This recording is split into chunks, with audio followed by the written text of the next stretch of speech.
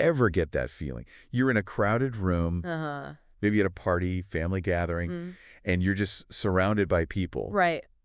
but you feel completely alone. Yeah, It's totally. like everyone else is on the same wavelength, and you're just, Yeah, you're just out of it. yeah, stuck in your own head. Absolutely. It's strange, isn't it? And it seems so common these days. It really does. What with? Yeah, Especially when we're all supposed to be so connected. right. Hyperconnect is a word, I think. Yeah, exactly. But so many of us are feeling this deep sense of loneliness. It's like a paradox. It really is. So is it us? Is there something wrong with us? Or is there Well, something bigger going on here? I think that's the question, isn't it? I think so too. I mean, is it just a personal thing? Or is Right. there something about the way our society is structured Yeah. that's feeding this? It's a systemic issue, I'd say. Interesting. So today we're going to dive deep into this whole loneliness thing. We are. Specifically, loneliness under capitalism. Absolutely. We're going to try to understand why it feels so prevalent Yep. and hopefully find some ways to push back against it. To fight back. Yeah, to break free. Exactly. Because nobody deserves to feel that way. No, they don't. And you're right when you said it's so common. It really is. I hear it everywhere I go. It's almost like a silent epidemic, isn't it? It is. But I'm wondering, does it affect everyone equally? That's a great question. And honestly, Or are there certain groups yeah. that are hit harder by this loneliness thing? Oh, absolutely. Okay, so who are we talking about here? Well, for starters, think about young people. Okay, like Gen Z. Yeah, Gen Z, Well. millennials, they're faced on a whole different world than we did. Yeah, no kidding. It's all social media, instant everything. Exactly. They're constantly bombarded with images Images of, perfect lives, you know? the curated perfection. Exactly. And that leads to this constant feeling of FOMO. Oh, the fear of missing out. Yeah, I get that. It's huge for them. And then Yeah. you add the pressure to succeed. In this crazy economy. Yeah. Which feels rigged against them, right? Absolutely. It's like they're set up to fail. And that combination, all that pressure, Yeah. that's a breeding ground for isolation. Wow. Even with all the likes and the follows. It's ironic, isn't it? It really is. It's like social media. Mhm. It gives you this illusion of connection. Yeah, this fake sense of connection. But underneath it all, Yeah. there's this nagging feeling that you're not really part of it. It's like you're always on the outside looking in. Exactly. You nailed it. And what about people in cities? Oh, urban dwellers. That's another group. Yeah, I mean, they're surrounded by millions. Yeah. You'd think it'd be impossible to be lonely. Right. You're never really alone. But you can feel incredibly lonely. It's that classic image, isn't it? Mm-hmm. Being alone in a crowd. Totally. Surrounded by people, Yeah. but feeling invisible. Like you don't matter. Exactly. Nobody even sees you. It's like the city itself. Yeah. It just amplifies that feeling. That's a good point. And then we have the elderly, Oh, yeah. often forgotten in our society, Yeah, that's sad. which values youth and productivity above everything else. It's all about being young and productive. Exactly. And if you're not, well, You're kind of pushed aside. yeah, invisible, irrelevant, Even though they have so much to offer. so much wisdom, experience. Like we're wasting a valuable resource. Absolutely. And then you add those who are struggling with mental health. Oh, yeah. I can imagine that's particularly tough. It is, especially in a culture that prizes self-reliance. You got to be strong. You got to figure it out on your own. Right. Asking for help is seen as weakness. Which makes it even harder to reach out. Exactly. So they end up suffering in silence, Isolated and alone. afraid to show vulnerability. It's a vicious cycle. It really is. Okay, so we've got Gen Z, millennials, city dwellers, the elderly, Mm-hmm. and those struggling with mental health, Right. all disproportionately affected by loneliness. Seems like a pattern, right? It does, and I'm sensing a common thread here. Oh, yeah. What are you thinking? Well, it feels like there's something bigger at play here. Okay, I like where this is going. Not just personal circumstances or personality quirks, Mm-hmm. but something about the very structure of our society. You're getting Or more. am I off base here? Not at all. You're right on the money. Okay, good. So what is it? What's this systemic element at work? It's the air we breathe, the water we swim in. Oh, come on. Don't leave me hanging. It's capitalism, my friend. Ah, capitalism. Okay, so how does this tie into loneliness? We'll dig into that next.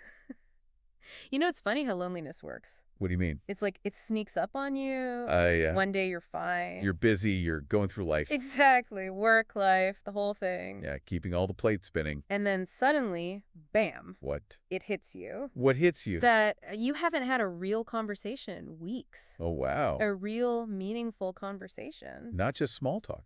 No, not just, hey, how are you? What, more than just surface level stuff. It's all become transaction. Like you're just going through the motions. Exactly. And you're so busy, you don't even notice it happening. It's like you're on autopilot. Yeah, and then you realize you're surrounded by... Acquaintances. Yeah.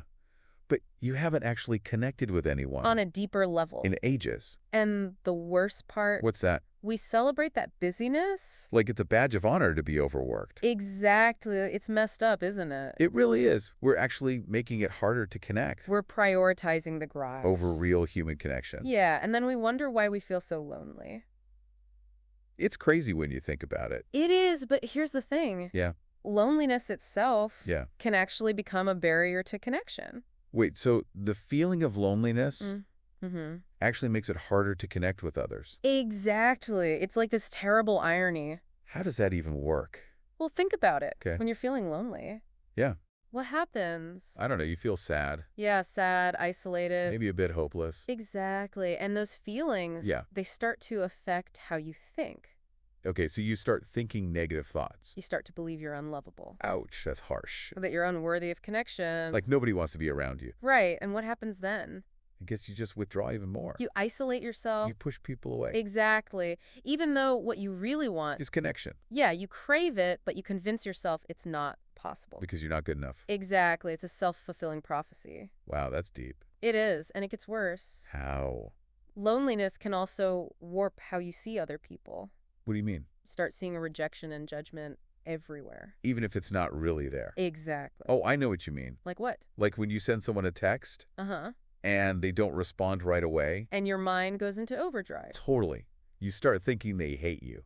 That they're ignoring you on purpose. Or that they never want to talk to you again. A simple unanswered text Yeah. becomes this huge emotional drama. It's like a mini existential crisis. And you end up feeling even more isolated. Wow, it's like we're trapped in our own negativity. It really is. What can we do about this? Well, the first step Yeah. is recognizing that it's a trap. What do you mean? This whole narrative, About being lonely and unlovable? it's all a lie. But it feels so real. It does, but that's the power of the narrative. So how do we break free from this narrative? We have to challenge it. Challenge the idea that we're not good enough. And that we have to do it all alone. The whole I can do it all myself mentality. Exactly. We need to ditch that. Because it's not true. Because it's killing us. We're not meant to be alone. We're social creatures. Exactly. We need connection. We thrive on it. Our power lies in interdependence. Okay, I'm with you on that. So what does that look like in practice? Yeah, how do we actually foster genuine connection? We build real communities. Okay, not just online communities. No, face-to-face, inter-person connections. The kind where you actually talk to people. Exactly. Shared experiences, laughter, vulnerability. The stuff that makes you feel alive. The stuff that makes you feel seen and heard. So joining local groups, volunteering, things like that. Exactly. Putting yourself out there. I know, it can be scary. It can be, but it's worth it. But what if it's awkward? Who cares? What if I don't fit in? You might surprise yourself. It's just hard to take that first step. I get it, but trust me. The reward. Wars far outweigh the risk. What kind of rewards? New friends, new passions, maybe even a good laugh.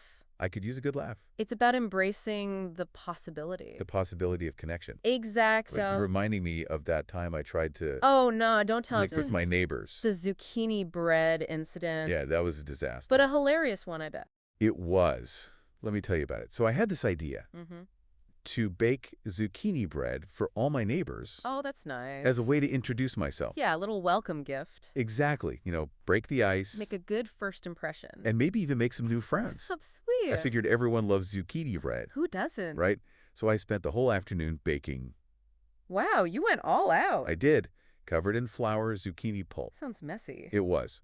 But by the end, Yeah. I had this mountain of freshly baked bread. Impressive. I was pretty proud of myself. I love it. I packaged them all up. With little notes, I hope. So, of course, little welcome notes, you know. Adorable. And then I set up on my mission of neighborly love. That's a great image. But let's just say, Oh, no. my good intentions Uh-huh. led to a comedy of errors. What happened? Well, first, there was Mrs. Peterson's dog, Uh-oh. Sparky. Sparky. He decided my zucchini bread delivery Yeah. was an open invitation to taste test.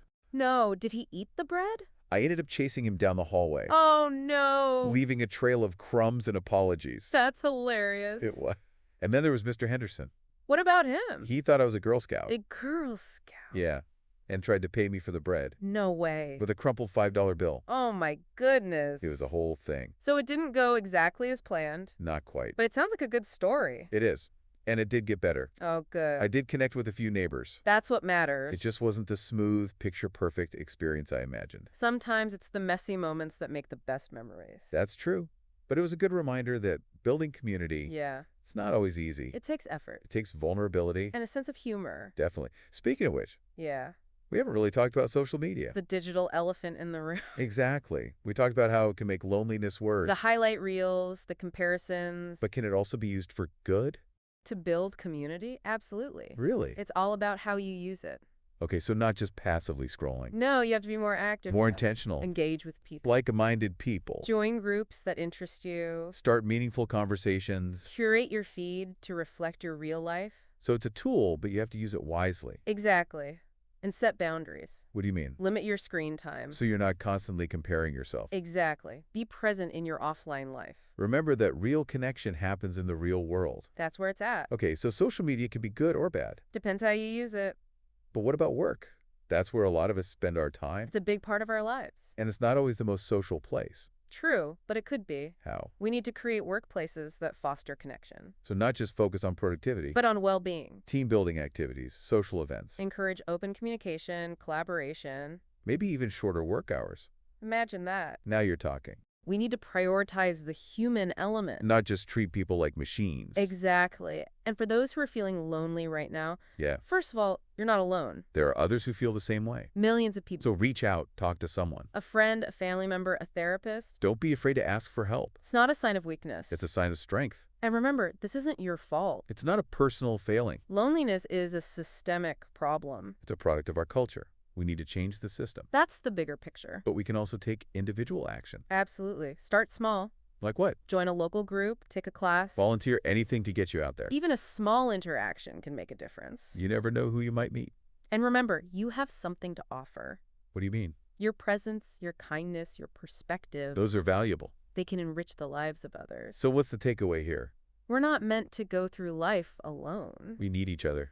Choose connection over competition. Community over individualism? Compassion over apathy. Let's build a world where everyone feels seen and heard. Where everyone feels valued. A world where humanity comes first. It might sound idealistic. But I think it's possible. We have the power to make it happen. One connection at a time. Exactly. So start today. Reach out to someone you've been meaning to call. Smile at a stranger. Volunteer your time. Choose connection. Choose community. Choose love. Because together, We can build a world where no one has to feel alone. That's the dream. Thanks for listening.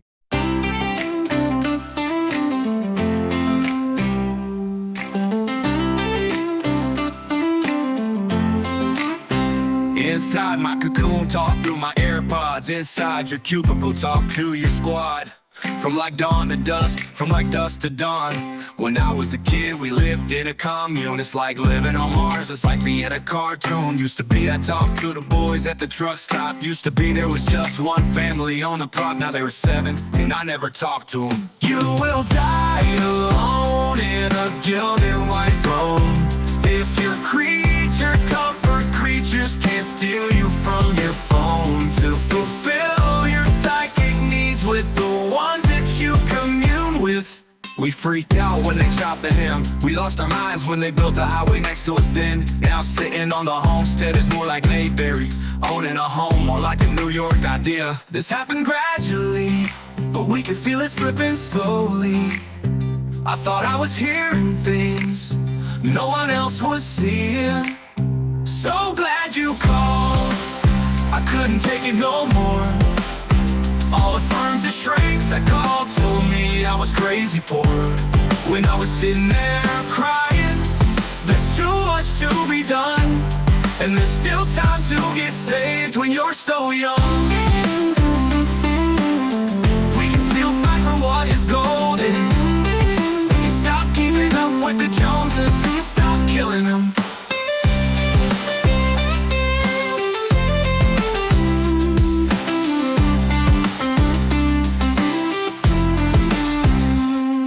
Freaked out when they chopped the hem. We lost our minds when they built a highway next to us then. Now sitting on the homestead is more like Mayberry.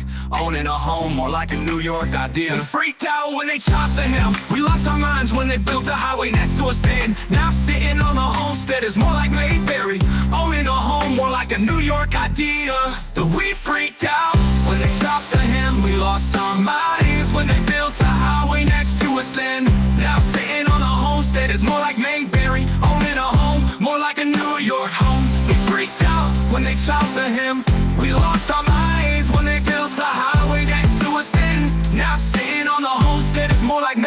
we owning a home, more like a New York idea. This happened gradually, but we could feel it slipping slowly. I thought I was hearing things no one else was seeing. So glad you called, I couldn't take it no more. All the firms and shrinks I called told me I was crazy poor. When I was sitting there crying, there's too much to be done, and there's still time to get saved when you're so young.